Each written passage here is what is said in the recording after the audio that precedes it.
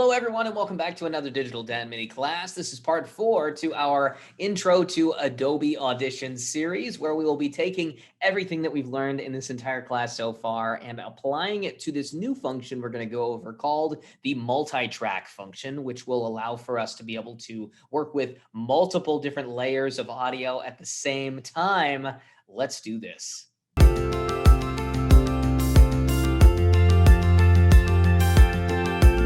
All right, here we are back in Adobe Audition, a completely empty workspace here so that we can do everything in the middle of this class. Like I mentioned, we're going to be going over the multi-track function. So let me click on multi-track, and you'll notice immediately it opens up the need for a new project file there.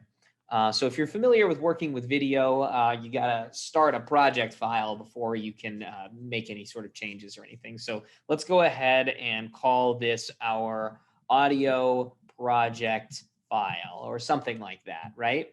So we're going to go ahead and do that. And we've got our work session here. So we've got a number of different track options there. We have 6 total tracks here that we can adjust the size of the individual track there so that they look, more visually pleasing. If we want to be able to get a closer look at the audio, we can zoom in or not on the on this left-hand panel here. There are a number of different options that we can cycle through here. We have effects. We have this one's called sends, and this one's EQ here. And if we zoom in on this, we can see the different options for that a little bit better. But the main thing that we're going to be going over is just the standard inputs, outputs, and our effects, since that is, the long and short of what we've been going over throughout this whole class. So the first thing that we need to do is we need to get some audio, right? So let's go ahead and jump back over to our waveform. We're going to create a new file there, and we're going to call this one our ad read. We're going to create a fake advertisement, much like what would be done on like a radio station or maybe a podcast that you listen to. And we're going to click OK on that. And we have got our waveform. This is the standard setup that we are familiar with here. So I'm going to be doing a live read of a fake commercial that we're going to be making that is advertising this class that we're taking right now, right? And then the other thing that I need to do is I need to go to File, Open, and I need to get some music going here. So I'm going to go ahead and jump into my music file here, grab my music selection choice there. I can see I've got a nice looking waveform there that is just below 0. So above the typical sweet spot of what I like to call it, but still below the mark of where it is bad, right? So this is some of the music that we're going to be working with in this lesson. Kind of fun, upbeat music that we're going to put into the background to be able to make it so that our little advertisement that we're going to be making today is a little bit more flashy, right? Okay. So let's go ahead and get to recording our audio file there. I've got the script ready to go on my ad read, so let's go ahead and start recording. Here we go. The Kokomo-Howard County Public Library's Digital Den presents the Digital Den mini class Intro to Adobe Audition. In this class, you'll learn all the basics of this audio program used by professionals all over the world. And by the time you're done, you'll be ready to dive right in and start recording yourself to jumpstart your audio recording hobby or career. Got other questions about Adobe Audition? Stop by the Digital Den on the 2nd floor of the main branch at the Kokomo-Howard County Public Library today. All right, so we've got our simple ad read there. We're going to go ahead and cut out the different stuff that we don't need. So we're going to cut out the beginning, and we're going to cut out the end there. And let's see what our timestamp is at. Just a hair over 30. Not too bad there. We can always adjust that a little bit by cutting out some of my breaths a little bit there to be able to get this to exactly 30 seconds, because when you're in radio, you got to get it to be the exact time there. But we're in a pretty good spot. Okay, so first thing that we're going to do is I'm going to go ahead and I have looked at Adobe Audition for so long that I know exactly where all of my breaths are. I can just tell what the breaths look like based on based on the look of them. It's almost like I can read waveforms at this point. Hobby or career? Got other questions about Adobe Library today? All right, so now we are just under 30 seconds there, so that is perfect. And that is going to work great for our ad that we're making here. So I'm going to jump back over into our multi-track there. We can always click on waveform, we can click on multi-track, or we can select the file individually here on the left-hand side that we want to work with. I'm going to click on this ad read, and I'm just going to drag that right into there to the top track there. We'll notice a couple of things right away that we can do. We can fade in, just like we talked about in the last video there. I can click on this and I can fade it however long that I want. We can fade out in the exact same way. I can adjust a couple of different things here. We've got a couple of line options there. Let me see if I can zoom in a little bit so you can see a little bit more. I guess this kind of works.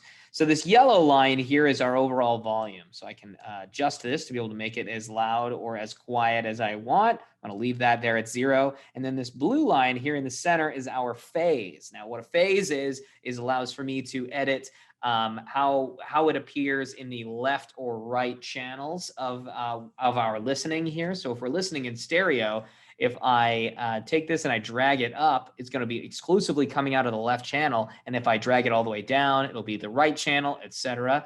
So we're going to bring that right there to the center. So it's going to be coming out at equal volume on both parts there. Okay. So now maybe I want to add some effects to this. So I can click on I can click on this. Maybe I want to adjust my pitch a little bit to be able to make it a little bit lower, right? So we will do that, and then you just click the X on it, and then that should have added that. The Kokomo-Howard County Public Library's Digital Den presents the Digital Den mini class Intro to Adobe Audition.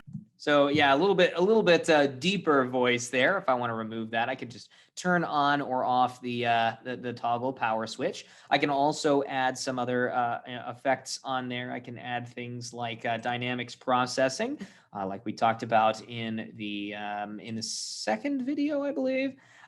So we can, I can add one of the default ones or one of the templates available here, like classic soft knee. We could add that on there, click the X, and then that will sound a little bit different once again. The Kokomo-Howard County Public Library's Digital Den presents the Digital Den mini class Intro to Adobe Audition.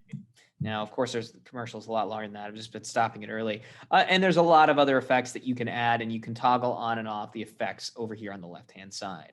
We've got our music that we're going to be working with here. So I'm going to shrink this up a little bit so we can see multiple different track options there. And I'm going to drag our music that we have right there. It's telling us that the sample rate is different than the sample rate that I have our audio in. Don't worry about that. Hit OK, and it will adjust the sample rate for you. That's not something that is going to damage your audio quality in basically any way, or at least not enough to be to the point where the human ear can really notice it.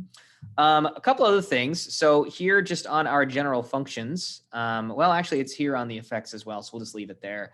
Our top functions here. So we've got our amplitude here. So we can either crank this up or crank it down, whichever we want to do there. So and that affects our entire row here. And so if I zoom out more here.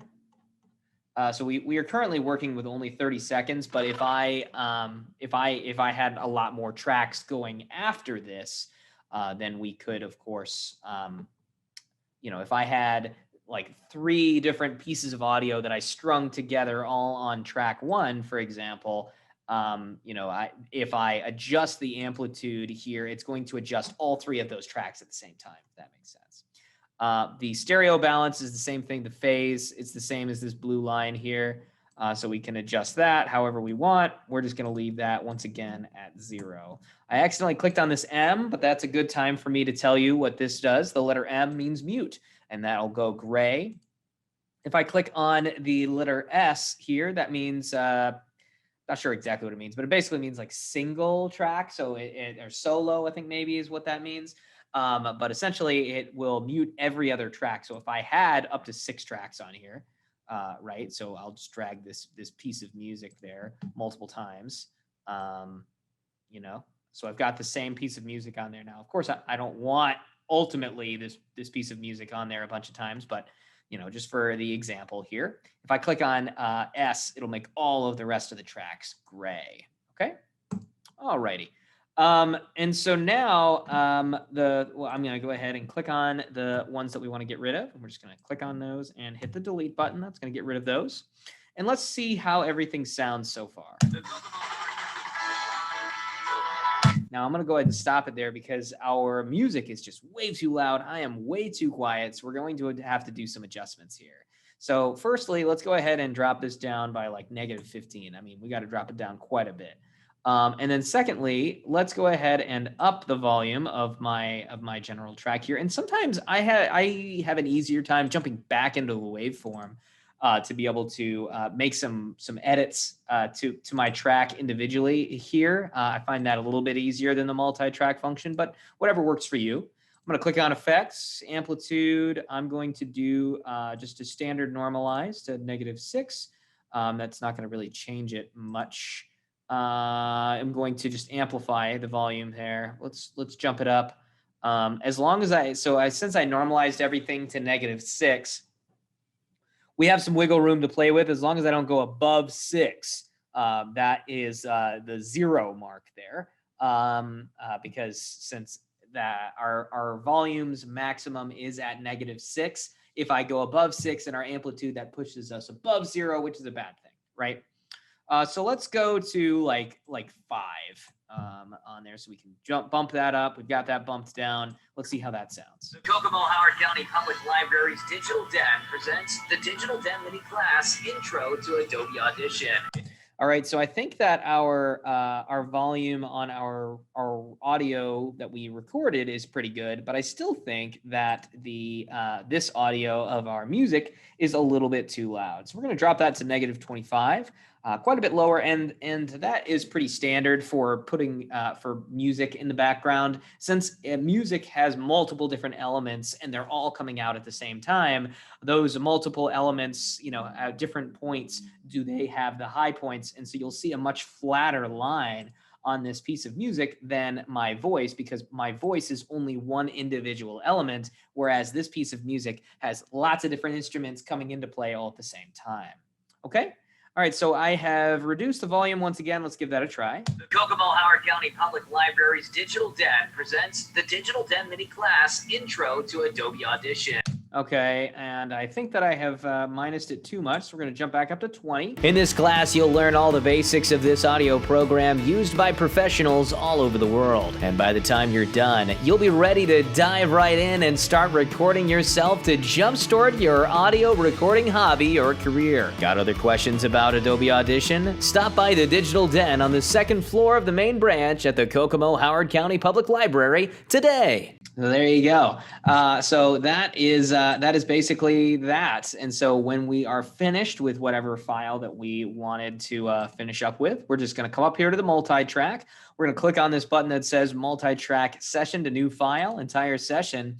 And there we go. We have got ourselves a brand new audio file that we can, that we can take and we can, do whatever we want with it. Maybe we want to give it to a radio station to play or something, right?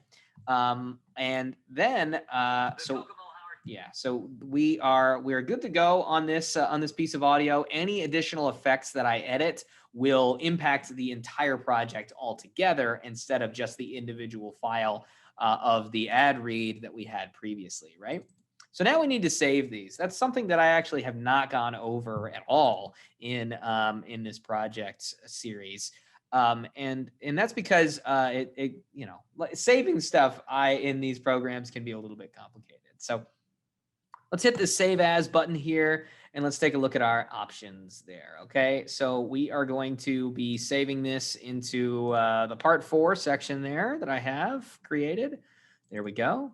We're gonna hit the save button there. And now we need to change our format. And there is a lot of options here, but I'll tell you that there are not a lot of options that are very good.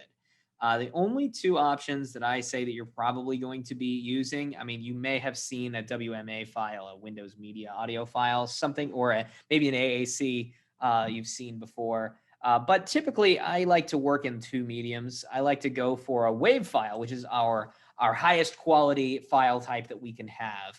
And this is going to save 2 separate files. It's going to save your audio as a as a high quality audio file, but it's also going to save essentially its own project file. So any edits that I made along the way, as long as you have that project file, you'll be able to go back in and change your WAV file, and revert it to a previous setting that you had before. So, for example, if I like the way that my audio is now, but I accidentally went in and blew up the audio a bunch, and then I went file and save as, and then I saved it as a WAV file. I could reopen the file, and then I could basically, jump back in my history and be able to get back to a place where it was, right? So that's one of the cool things about a WAV file. But then the other thing that I do is I will either save it as that, or I'll save it as an MP3, which of course everybody's familiar with MP3s at this point, right? The standard digital audio setting.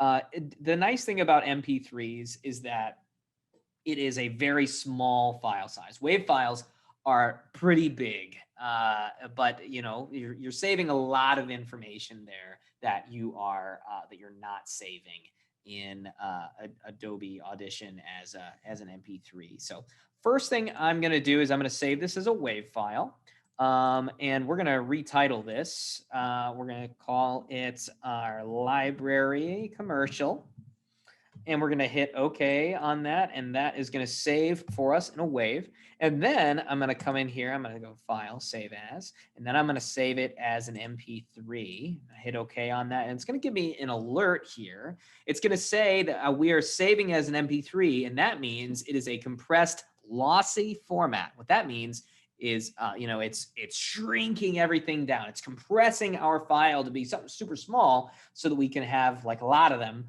If I put this on an old school MP3 player, we could have a ton of these, right?